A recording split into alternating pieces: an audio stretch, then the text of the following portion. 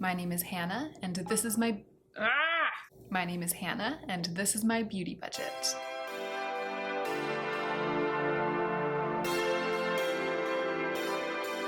Friends, hello. This is kind of an off-the-cuff video. I wasn't really expecting to film this today, but I received, I think what I can safely say is the most thrilling PR package of my short life on YouTube and my very, very short life of receiving PR.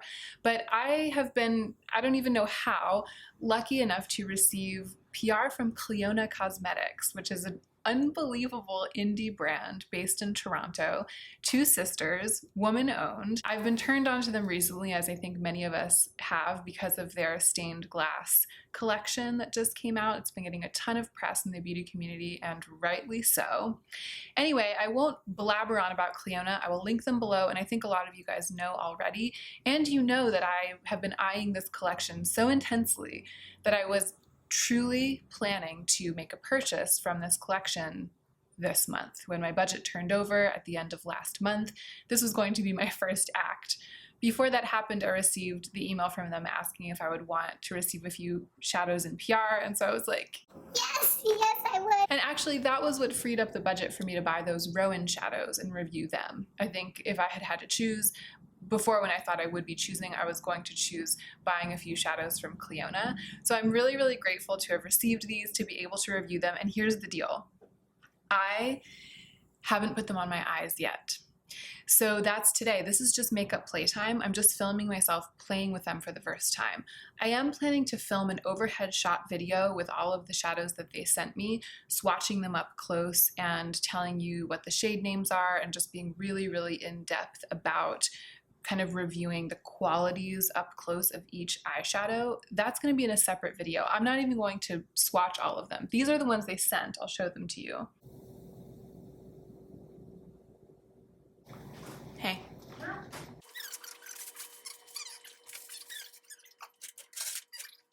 You got the stairs at my butt. Okay, you got them cakes. Them patty cakes? I don't think they're called patty cakes. I think they're just called cakes. I don't know if you can see Joe in the mirror, but he just came home and interrupted me. There's been a protracted moment of pause in the video. Okay, I'm going. Bye. Love you. Love you so much. Bye. Bye. Love you too. Bye. He's in the bathroom. He didn't leave. Really going this time? Bye. Bye. Bye. So these are the 14 shadows that they sent me. It's already been very frustrating trying to capture them on camera and on film because you cannot do them justice with pictures. That's why I decided to film myself playing with them for the first time, because I'm hoping that with the camera zoomed in, when you see me applying them to my eye, you'll really be able to get a sense of the quality of these shadows and the way that they work on the eyes. Because that's something that when I was considering buying them, that's the kind of information I would have wanted, to be able to choose which ones I wanted and how many of them I wanted to buy. So that's what I'm trying to provide for you guys. I'm so, so grateful. And actually, I want to say this as clearly as possible, and I hope that this will make sense, but I am so grateful to Leah and Maggie for sending these shadows to me, because they're, again, something that I was planning to spend my own money on. They're so precious, they're so special, and they're so me. And that gratitude is making me predisposed to love them. I think I was already predisposed to love them because I was going to buy them, but I feel my heart is swollen with love and glitter and duochrome pigment for this brand and the women who make these eyeshadows before I've even tried them on my eyes. So similar to what I said with the Rowan review, and I feel like I need to articulate this because I'm starting to get into doing single product reviews and single brand reviews on my channel, which is something I've never really done before. So as my content grows in amount, like as I start making more and more content, I'm still making the same number of solid, sort of talky videos that I was making before, because I'm still doing all of my same content within my 2 videos a week, or my 2 or 3 videos a week, and then the extra 2 or 3 videos a week have become kind of more beauty related. So I'm starting to branch out in my content as I start to make more content. And I feel compelled to say what I said in that Rowan video. In that video, even though I had purchased them myself, I was sucked in by the Instagram marketing, by the brand, the nature of the brand, the fact that it was woman-owned, makeup artist-owned, very innovative. And so I felt predisposed to be really, really into it and to love it. And I said in that video, I'm really, really a sucker for this kind of thing, so take what I say with a grain of salt. I have continued to wear those Rowan eyeshadows all week since I filmed that video, and I have continued to love them, and I actually think they're more extraordinary even than I thought then. So I do really love them, and I'll report back about them more in the future. But the same goes for this. I am predisposed to love these, partly because I'm predisposed to love this kind of makeup, and also because I'm predisposed to love this brand because I have a connection with them. So I just wanted to preface this video with that so that we're kind of all on the same page. And I want to be totally honest with you guys about where I'm coming from as I dig into these and start to play with them for the first time. And I hope that wherever you're coming from with watching this video, if it's just for entertainment or if you're looking for information and considering a purchase, or if you're trying to be talked out of making a purchase, whatever it is, I just hope that this can be helpful to you and that it'll be helpful to you to know exactly where I'm coming from as I start to play. All right, let's go ahead and get into the meat of the video.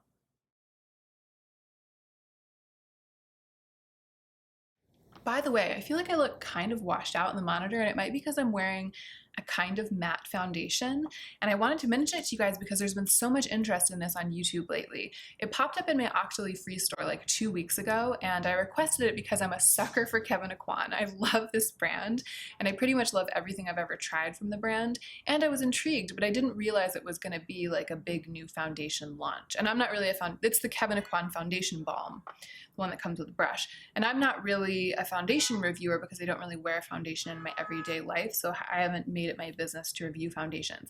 But I put it on for the first time just now. I have concealer on as well that kind of lightened my face, but it's not a bad match, maybe a tiny bit darker. It's the color Light FB02, so they have the lightest shade available in a pink toned one and a yellow toned one, and I requested the yellow toned one.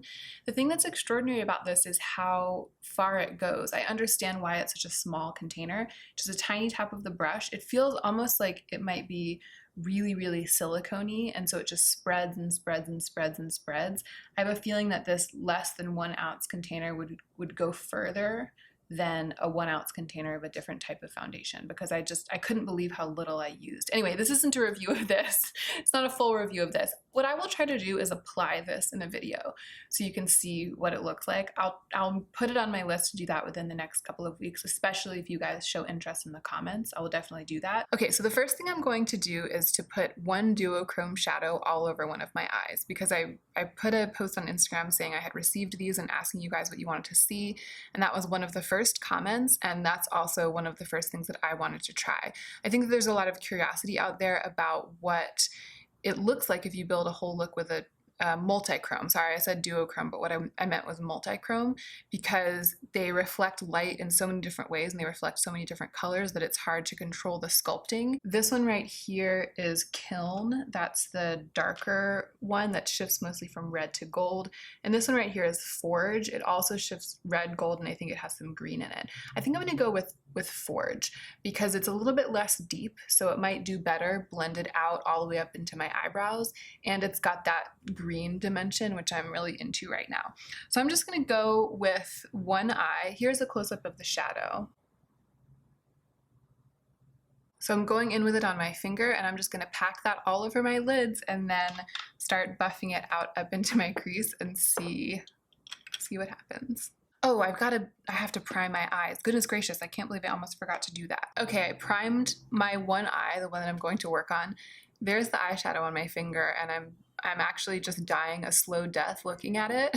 I actually can't live my life anymore, and I'm dying a slow death, so.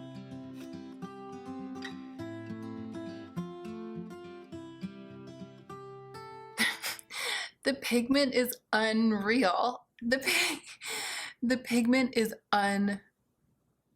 it's unreal. I mean, like the coverage of that pigment and the way that it shines. So I'm going to try to blend that out with this e.l.f. brush. It's kind of a dense, small, domed synthetic brush, and just see what happens.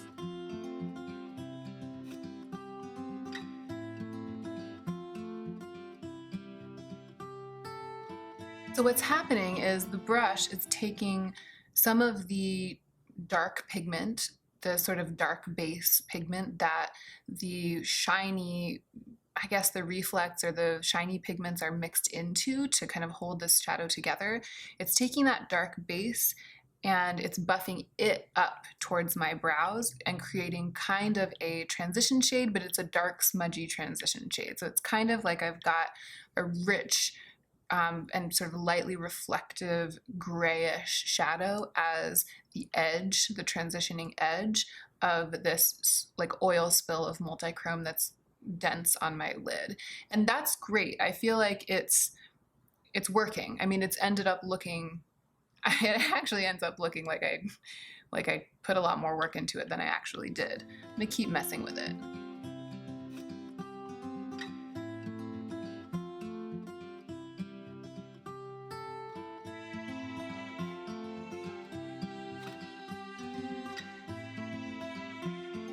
Okay, so I got a little bit more on my brush and applied it more on my brow bone right there. And then I buffed it all the way up into my brows. And it looks a little bit less, I feel like, sculpted than it did before because I've brought the entirety of the multichrome shadow up higher instead of just allowing that sort of grayish buffed out edge to sculpt the eye. I think the way that I had it before I kept messing with it might be something that would suit more people. It's like a less editorial and slightly more wearable version of an all multi-chrome eye, but I really like this. So I'm gonna go in with this little brush from Refer. I know it looks super dirty, but I've gotten as much of the shadow out of it as I can without going and cleaning it, which I will do soon, but I feel confident that it's not going to deposit any black pigment onto my eye. So I'm dipping that back into the shadow and I'm going to put it some in my inner corner to try to get it more precise and some in my outer corner to try to deepen it up.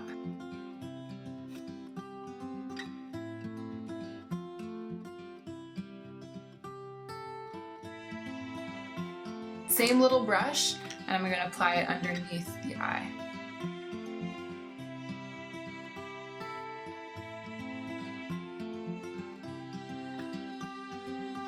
Okay, I went ahead and applied some even on my inner corner, which I don't usually do, just to see what it would be like to have it all over. I think that applying it on my inner corner increases the chances of it ending up kind of looking like I got punched in the face, but it's hard to explain. I feel like when I look in the monitor, it really looks like I have a black eye, but when I look at it in person, the shininess, I hope that the monitor is picking it up. The way that the color shifts makes it actually look quite editorial. So I am going to add some eyeliner and mascara, and I'll be right back and we'll kind of see how that added to the look. All right, we're back with black eyeliner and some coats of mascara, and as always happens with these kinds of all over lid looks, especially if they're with kind of dark, gritty eyeshadows, the eyeliner and the mascara has really helped make it look like it is intentional and look less like I have the plague or like I got punched in the face or something. Sorry, it keeps shifting in and out of focus. I just turned the camera back on, so it's trying to figure out its life. Here's the thing though, here's what I'm learning. These, like I said before when I was trying to buff it out, I was finding that it buffed out kind of a deep, rich gray or almost a black. These duochrome pigments are set, I think, in a black base. I actually think I remember reading that on the CLIONADH website, and that's what makes them so rich and transformative. That's what makes them so opaque and wonderful. But it means that wherever you put them, you're dealing with that depth and darkness. And so putting that all over, having that be the shadow that you use for every part of your eye look can, even though it's so multidimensional with the color shifting, it makes it a little bit less dimensional in terms of light and darkness, and so there isn't as much sculpting, which is what we are usually used to when we do an eye look. So this is what this looks like.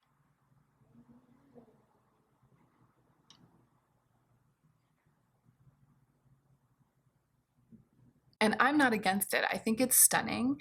And I think if I had it on both eyes, I think that that's the other thing, that seeing it only on one eye is a little bit contributing to the kind of punched in the face look.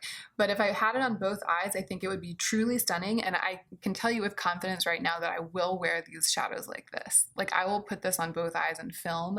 I'll wear these out like this. I'm actually really into the single multi-chrome all over eye look. But because we're playing, I am going to see what happens if I try to sculpt this a little bit. So I'm actually going to start with a black. When Kevin Aquan sent me this balm, they also sent this little palette. It's the Emphasize Eye Design palette. And so I'm going to take the kind of charcoal black from here, and I'm going to use that to deepen up the outer corner. It's a matte charcoal black, and see what happens.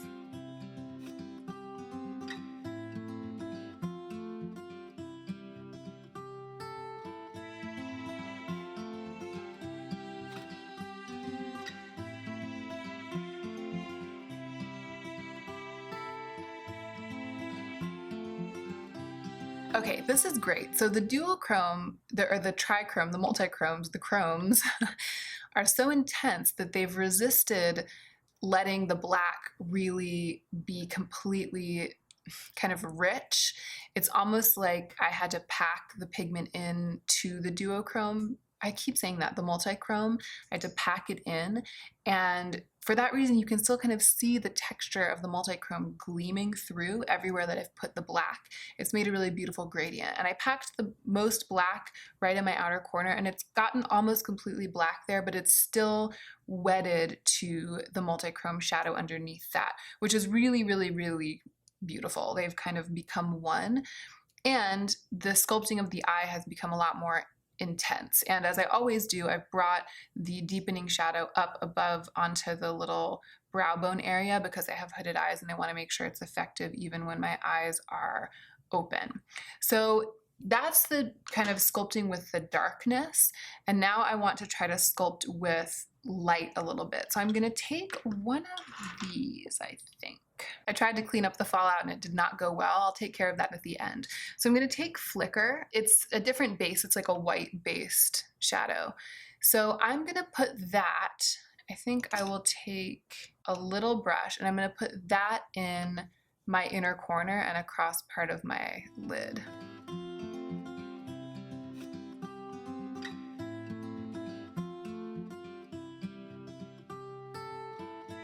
Okay, so adding the darker darkness and the lighter light has definitely changed the shape of the eye, the shape of the look.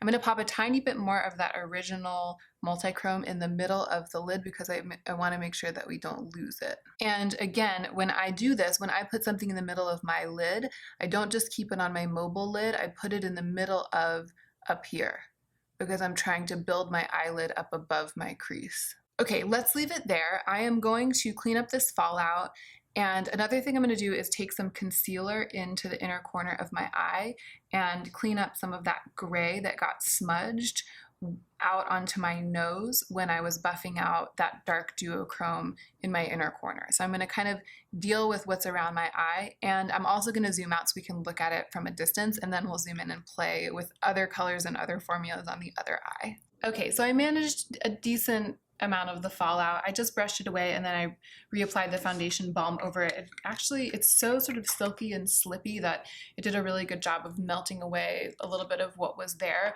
Again, I'm not going out, this is just makeup playtime, so I'm not too worried about it, but I do want you to be able to kind of get the full effect of the eye without stuff around it. So I brought the concealer in, and the other thing I did was I even took the concealer a little bit on the inside of my brow bone, under my brow. I feel like when I was blending out the duochrome, too much of the black blended too close to my nose, and again, it kind of surrounded my eye. So I used the concealer to sort of push that darkness back a little bit and sculpt the eye upwards a little bit. And now I'm actually going to take this shadow Blaze, which is one of the glitter multichromes, and tap it over that area kind of on my above my inner corner, between my inner corner and my brow bone. I don't know what you call that area of the eye.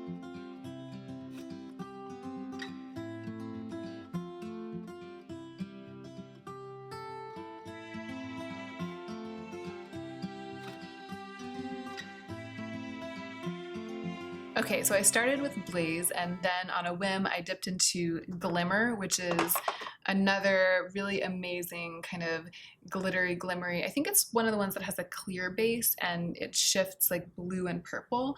So now this and Blaze are kind of all mixed together in that inner part of my eye and blended up, and now it's looking like a much more dimensional, smudgy rainbow eye, not quite the kind of simple blown out all over the eye multi-chrome that I started with, but this is always what happens during makeup playtime. It evolves because I want to get my fingers into everything. I also went ahead and put some of that glittery duochrome into my eyebrows. I don't know if you can see, but I was just living my best life with some glittery eyeshadow on my eyebrows is what I felt like doing. Okay, so I primed this eye, and I'm gonna start by going into this shadow. It's called Abrasion. This was the first one to go into my cart when I was planning to buy some of these myself. I would definitely, without a shadow of a doubt, have purchased Abrasion. So I'm gonna put this on the middle of my lid and then build from there.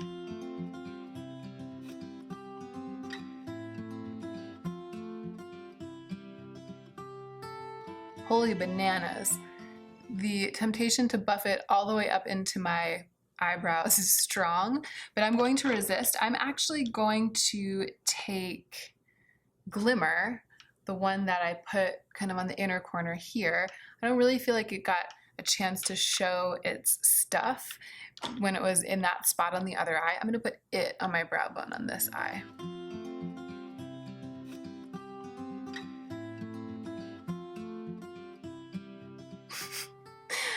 I can't. I keep looking in the monitor to see if it's picking up what I see in the mirror, and I won't know until I look at the footage, but wow, it's deadly. There's definitely some black eyeshadow and duochrome or trichrome or multichrome eyeshadow on my brush. I just also used this brush to pick up some of that glitter shadow Abrasion, so it will probably come out darker than just the shadow, but it's okay with me.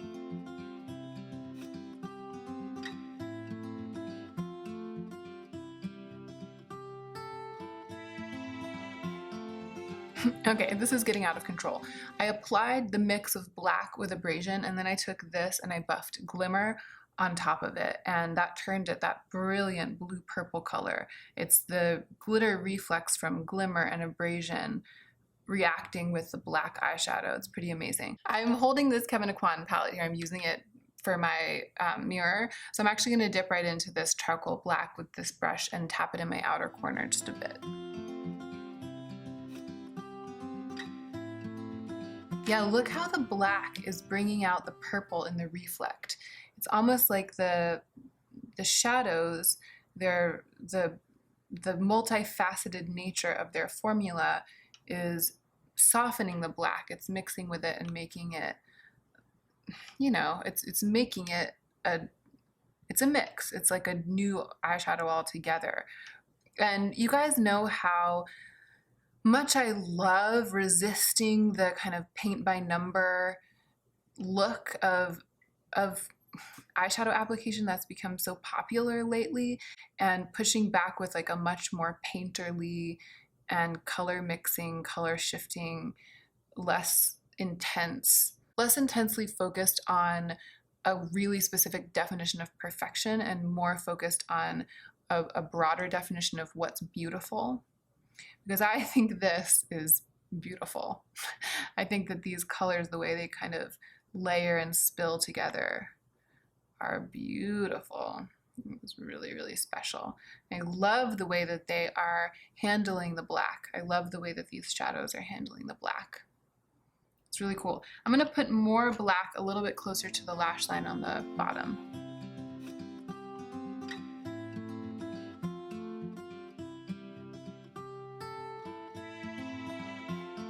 Okay, so that's amazing, and I have to say it was so easy. It was so easy, and I feel like actually either one of these eyeshadows, Abrasion or Flicker, could have done something like this if I had just used it and black together. Either one of them could have done it. I know that with this collection, it's kind of a situation where you're gonna buy like two. I mean, that's what I was gonna buy, like 4 of them, you know, 4 to 6, depending on how much of my budget I felt like I could part with. And I think that because of the way that these glitter duochromes interact with other shadows, like deepening shadows, other colors, I would bet. You can just buy a handful and get some really amazing dimensional eye looks out of them. So I think this is stunning. I would love to, you know, wear this on both eyes and just go like that. But because this is makeup playtime, I want to go in with another one of these duochromes. So this is, or multi-chrome. So this is Gargoyle. It's like golden and a bunch of different kinds of green. And look at that. Look at that. Also, it's like too perfect. I just got to get in there and grunge it up with my fingers. Makeup playtime always ends up in two muddy messes on my eyes, which is, I'm here for it.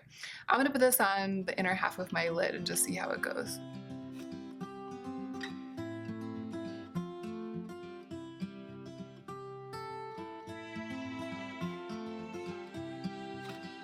Okay, so I put Gargoyle on the lid. Wow. And then I took that tiny brush and I put abrasion all the way into my inner corner just to kind of complete the shape. So, I'm gonna put on mascara and zoom out. And also let's have an ad break. We're way overdue for one. So I'll check back in with you when I've got lots of mascara on this eye, and we can, and I'll also clean up the fallout a little bit. Be right back.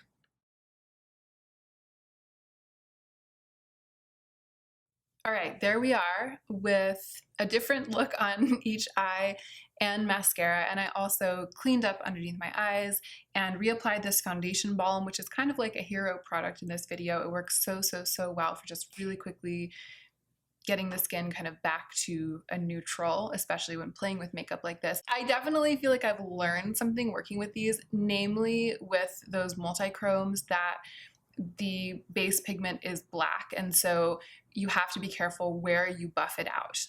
And also, the more you buff it, the less it has that intense reflective shine. My favorite thing about all of this, like my favorite moment, my favorite aspect of it, is that black edge that buffs out when you buff out the multi-chromes. I'm gonna zoom in again and kind of show you the looks close up. Here's what I'm talking about. Underneath my eye there, do you see how there's sort of like a black edge, like an edge of grunge or a sooty edge, where I buffed that green to red to gold duochrome, and it kind of buffed a bit of black tone out of it, and it made sort of a smeary, smudgy edge. It's also going on here, sort of everywhere there's an edge to that duochrome, and kind of up here. So there's this sort of sexy smudginess around the edges of these duochromes when you buff them out. And that's a look that I work really hard to get with other more mundane eyeshadows. That's something that I strive for and that I really love.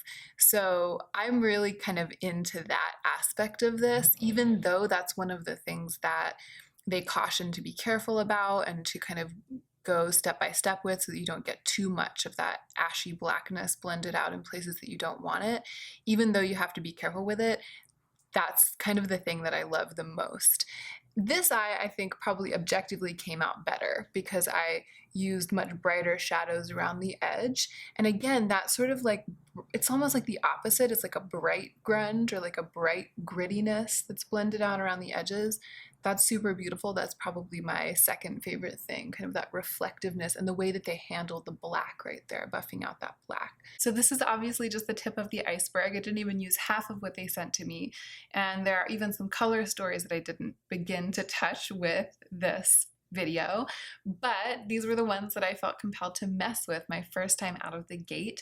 And please do put in the comment section down below anything you'd like to see me try to do with these eyeshadows. I think I'll probably get better and better at it. After I've messed with them, I think 2 or 3 times, I'll have a lot more to say, and I will come back and give a full review at some time in the future. But I feel like this is a pretty successful playtime. I really, really like these looks. Even though this one's a little bit unorthodox, I would wear either of these out. I might actually, if I had to choose right now and automatically have one of them transfer to the other eye so I could wear that as one look, I'd probably choose this one because, again, this is just my vibes. But I do think you can get kind of more mainstream, more structured, maybe even more flattering looks with this collection just as easily. This is just the grunge of my soul that immediately emerged as soon as I started putting them on my eyes. I hope that this was interesting, even though I'm such a noob in this video. It's just me messing with it. Leah and Maggie, again, thank you so much for sending these to me. And I'm so excited for CLIONADH. I'm so excited that they're blowing up on social media. They really, really deserve it. Having just played with these shadows once, I can say that I unhesitatingly continue to believe that they deserve all of the love and all of the attention that they're getting. And the fact that they're able to create something so special and unique, they were willing to go the extra mile to put so much amazing, valuable, unique pigment into these shadows, even though that made the price point high, and that's a risk.